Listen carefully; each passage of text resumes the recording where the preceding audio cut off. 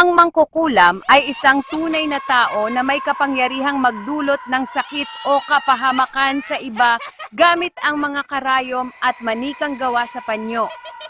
Sa ilang lugar sa Pilipinas, lalo na sa Siquijor, tinatawag ang mangkukulam kapag naghahanap ng paghihiganti.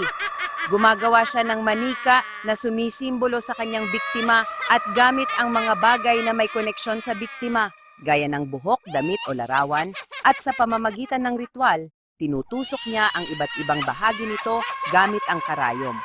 Kapag tinusok ang bahagi ng manika, nararamdaman din ng biktima ang sakit sa katumbas na bahagi ng katawan.